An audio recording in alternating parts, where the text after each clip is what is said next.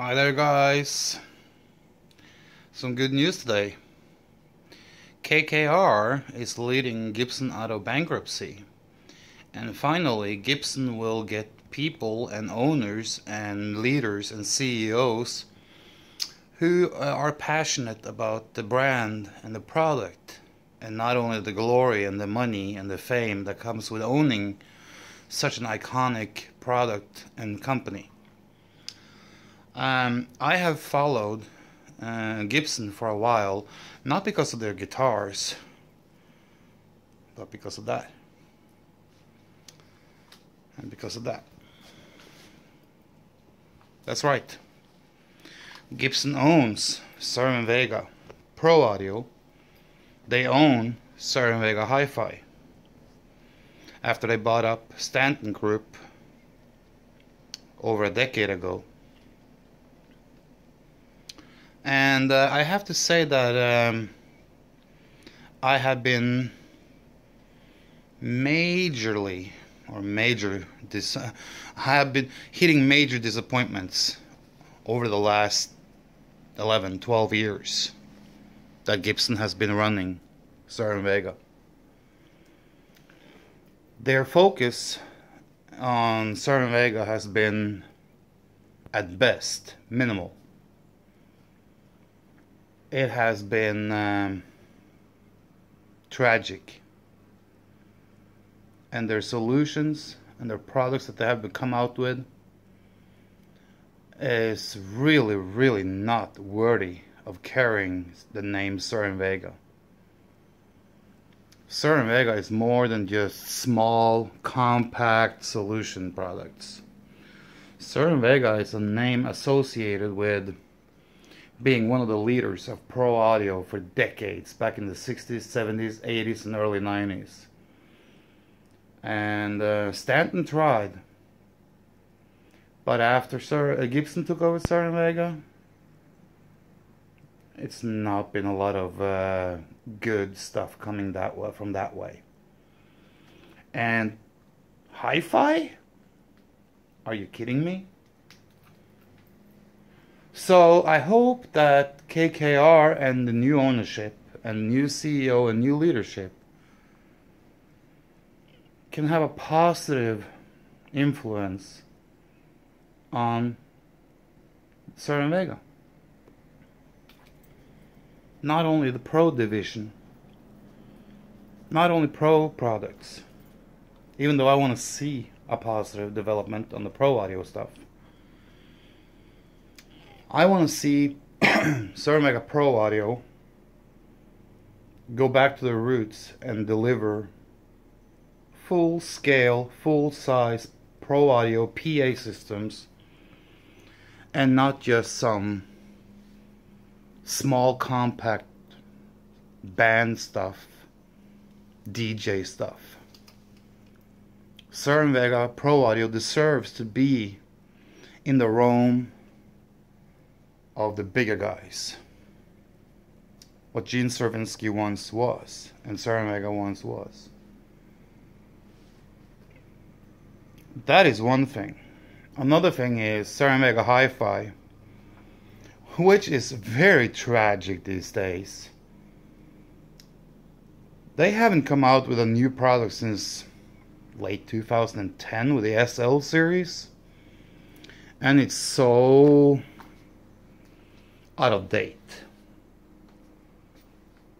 The XLS series? Are you kidding me? 2009? It was released right around the takeover. Well, before the takeover. So it was like a Stanton Group release. So it's kind of more or less, Gibson has kind of like deserted Cerwin-Vega Hi-Fi. And this is why I'm making this video. Hopefully the fans out there who have stayed loyal and patiently been waiting for new models understand why I'm making this video. And hopefully this video can come across to Gibson, to Cerwin-Vega and the new ownership, the new leadership, the new CEO.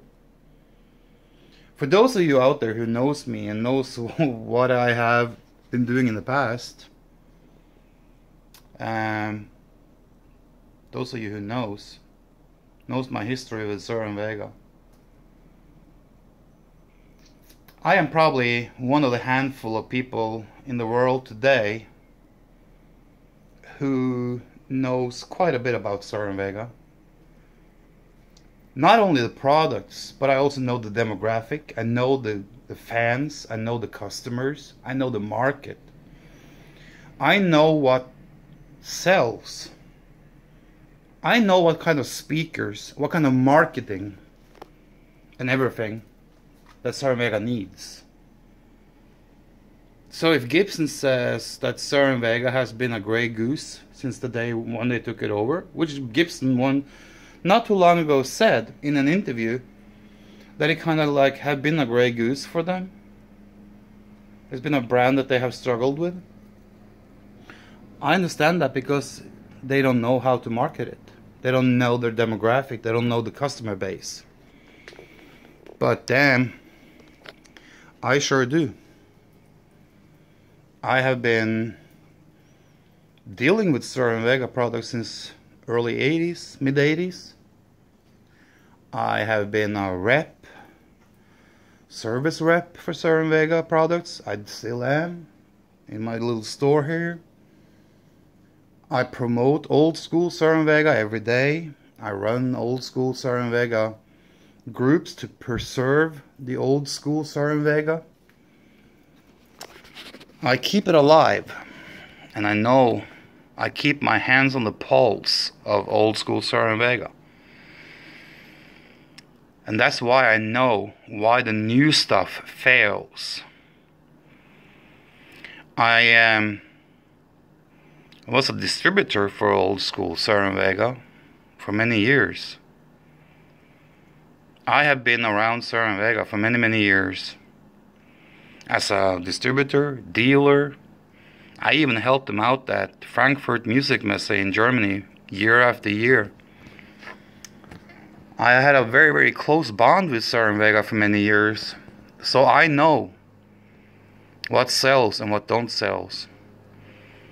And today, most of the Cerwin-Vega fans and the Cerwin-Vega customers who would probably buy Cerwin-Vega speakers feels that Cerwin-Vega has, under Gibson's hand, has been selling knockoffs, second or third grade products. So you see, there's a big market out there for Cerwin-Vega if you do it the right way. But you have to know what you're doing. And I know, because I can see it, and I've seen it for the last 10 years, 12 years, that's, okay, you have a Cerwin-Vega department in Chatsworth, California, but they've probably been told by Gibson in Nashville not to focus too much on this. And they've been told, if you're going to focus anything on Cerwin-Vega at all, it's going to be pro audio. It's going to be compact, small, active speakers, and blah, blah, blah. Even that is a big fail. Yes, you have to have that part of it too. But if you want to be a major player in the pro audio business, you have to have more than just that. I'm sorry, Gibson, but you failed. So Gibson was into guitars, and they all of a sudden want to be a major player in pro audio. You know, if you want to be a player in pro audio, you have to kind of go in with both feet, and you have to start to learn to swim. You don't just jump in the sea and hope for the best. And that's what they did. And that's why they are in so many have been in so many problems and troubles over the last years. And it's not just the guitar division that has kind of like brought them into bankruptcies and all kinds of shit. No, they did a lot of wrong investments. And when they did investments, they didn't do the right things. I'll let them know that the new ones, if they do the right thing, they can get Cerwin-Vega up and booming again in a very short time. Very short time.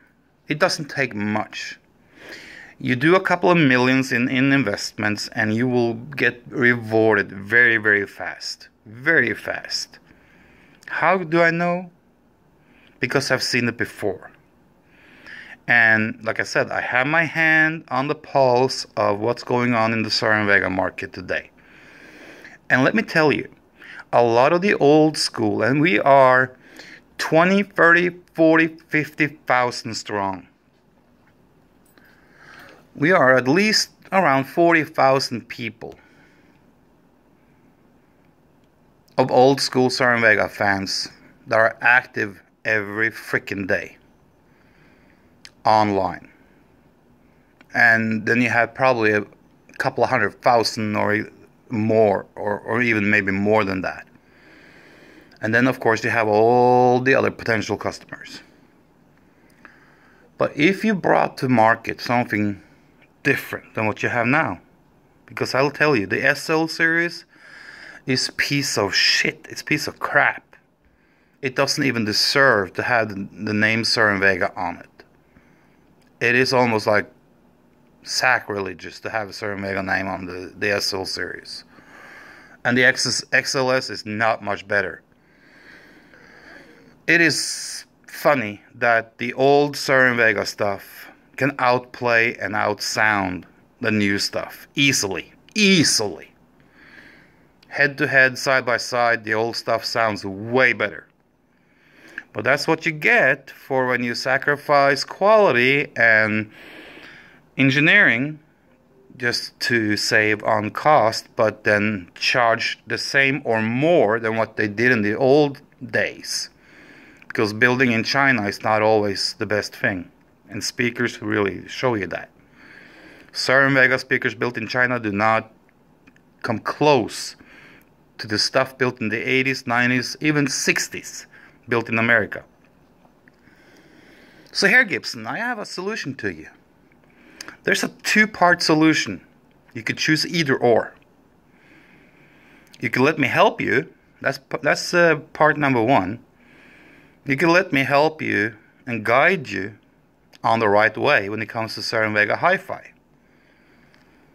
I will help you get back on track with products, series, and get your products out there and get the products that are well deserved to bear the name Cerwin-Vega, and get the sales back up, get the market position back. Or you could let me, with some help from you guys, because I don't have the financial backbone to buy Cerwin-Vega from you guys, or you could sell it to me for $1, Cerwin-Vega hi-fi. I don't need a pro division. You can sell me the Cerwin-Vega hi-fi division for $1, and I'll do it, and I'll give you royalties for every pair sold, as long as you can also give me a financing on product development and contacts. And I have contacts that can build the speakers, but if you want to sell it to me for $1 and kind of like go into a joint venture on financing to build it in the beginning for a certain amount of time until I have built up enough to stand on my own feet, I'll do it. Because I know Cerwin-Vega, I know what people want, I can do this, it's not a problem. But you have a choice. Or you can do number 3 and do nothing and just let Cerwin-Vega sink deeper and deeper into a hole, and it will just be a name that you have on a piece of paper that you own. Or you can start doing something and make money out of it and get a positive bottom line. So the way I see it is, number 3, you do nothing and just leave Cerwin-Vega the way it is, and it will go away probably. Or do number 1. Let me help you guys. You pay me a little salary. I'm not asking much.